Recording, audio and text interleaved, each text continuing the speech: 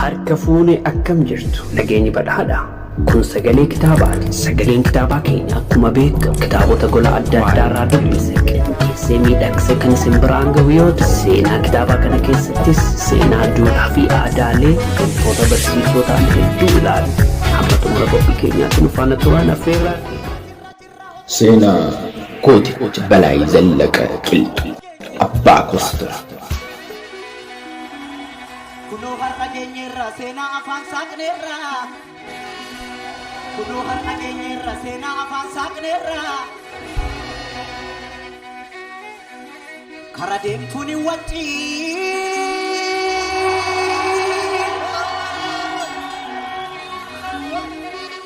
Kara deemtuun wacci waa'ee leencaa taasofna waa'ee dhiiraa haasofna. Waa'ee gootaa haasofna oolmaa gootaa haasofna. Waa'ee gootaa haasofna waa'ee gabayyoo haasofna. Waa'ee gabayyoo haasofna gabayyoo gurmuu haasofna. Waa'ee baalchaa haasofna baalchaa saafoo haasofna. Waa'ee Balaay haasofna Balaay Zallaqaa haasofna. Waa'ee garasuu haasofna garasuu dhukii haasofna. Waa'ee Abdiisaa haasofna Abdiisaa Agaa haasofna. Adamsituun wacci. Kara deemtuun wacci. Waa'ee leencaa haasofna waa'ee leencaa haasofna.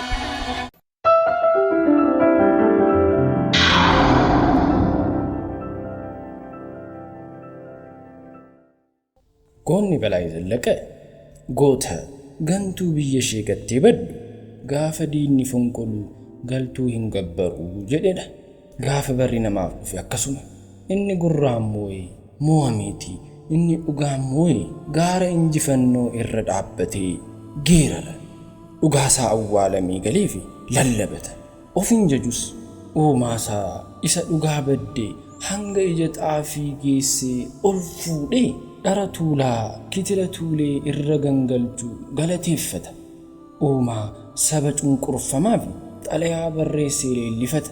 Kuni uumaa dhuma caffee hangafaati duudhaa Oromtichaati. Gaafa barri namatti dhufeti akkasuma. Seenaan boolla gadi fageessitee awwaaltus bubbultee biyyee ofirraa saaqtee baati. Dhiignii fi seenaan ilmaan Oromoo immoo dabee seenaa ormaa fi utubaa ta'us gaafa guyyaan geesse dhugaa baattateeti galaana daakee ce'u qeetti gala dhokatee nafu seera uumama Oromooti. Hundee biyya kanaa ta'anii dhiiga ofiin biyya kana ijaaranii diina irraa tiksanii alagaa fira fakkaatee nyaataaf dhufee simatanii fira taasifatanii bara baasan waardiyyaa ta'anii dhaabbatanii biyya kana olaantummaan tiksan sirna gadaan jaalala labsanii addunyaa fi karaa ta'an gaarummaa isaanii kanatu watwaata. Gaarummaa isaanii kanatu seenaa fi dhiiga isaanii hin dhoksine. Balaay Zallaqa gooticha Oromooti. Akkuma qe'een abbaa qabdu dhugaanis abbaa qabdi. Qabeenyaa fi albuuda qofa saamuu osoo hin taane seenaa fi sabummaas nama saamutu ture. Seenaa fi sabummaan gooticha Balaay Zallaqa dhokatee ture.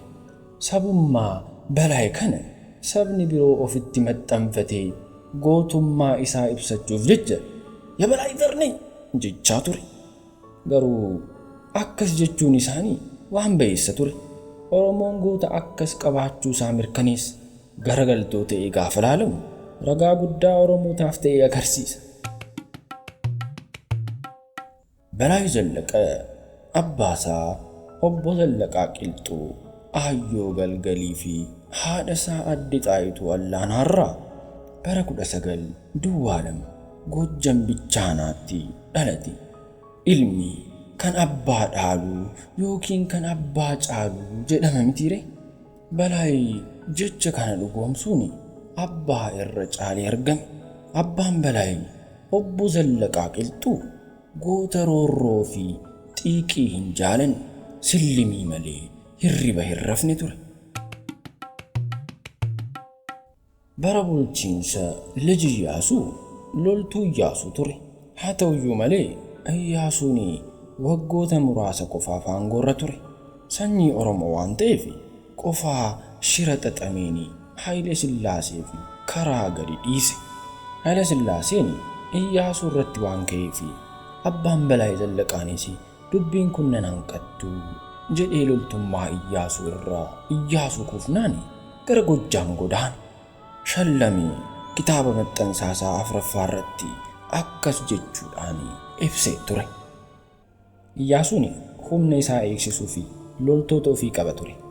Loltoota kana keeyyaa'is ijoolleen Walloo keessa jiru Zallaqaan abbaan Balaayis lolee Iyyaasuu turan. Iyyaasuun mootummaa Haayile Sillaasee irraa falmiin waan itti ka'eef Zallaqaanis hamaan akka isaan irra hin geenyee fi Walloo Booranaa gara Bichannaatti ce'an. Karaa Gojjam Abbaay ce'an. Achittis Balaay dhalfatan. Hundeen isaanii Boorana. Dubbii kanas intala isaanii Addee Malkaamnesh Balaay irraa mirkaneeffanneerra. Hundeen isaanii Boorana Walloo keessatti argamu. Damee Oromoo Tuulamaa karaa kaabaa Dharraa keessa jira. Abbaan Balaay obbo Zallaqaa fi haati Balaay Xaayituunis hundeen isaanii Oromoo damee Tuulamaati. Toora Walloo kan jiraatanidha. Liji Iyyaasuun aangoo irraa buunaan Haayile Sillaasee sodaatanii Gojjamitti galan. Shallami kitaaba isaa maxxansaa 4ffaa irratti akkas jechuun ibsee ture. Abbaani gooticha beekamaa Balaay Zallaqaa Oromoo Booranaa hortee Tuulamaa toora Walloo jiraatan yeroo keessaa gara Gojjamitti ce'an obbo Zallaqaa Qilxuu Aayyoo Galgalaa isa tokko. Obbo Zallaqaan loleewwan liji Iyyaasuu Oromoota Walloo hortee Tuulamaa keessaa isaan tokko.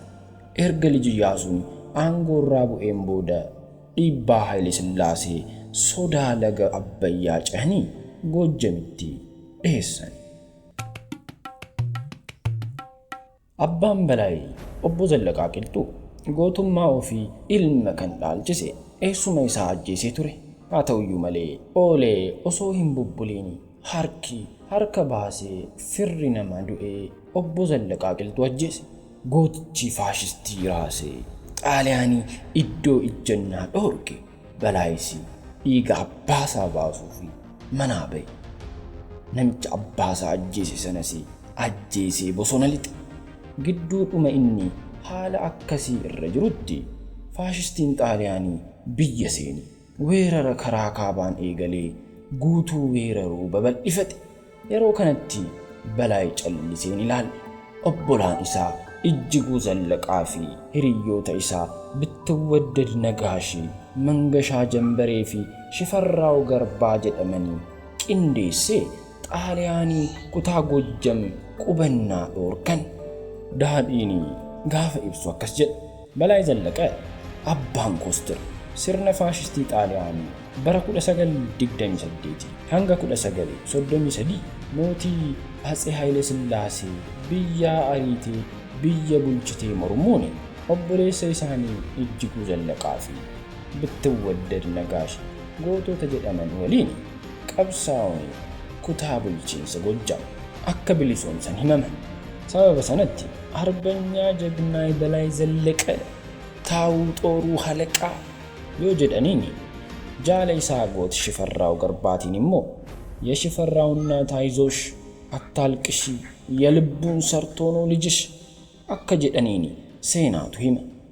Kabajamtoota daawwattoota sagalee kitaabaa seenaa Balaay Zallaqaa kutaa tokkoffaa sumarratti xumura. Kutaa lammaffaan guyyaa itti aanutti hanga walitti deebinutti nagaan nuuf turaa isin jaalanna. Horaa bulaa. Chaanaalii keenya sagalee kitaabaa like, share, subscribe gochuu keessan hin dagatinaa. Horaa bulaa.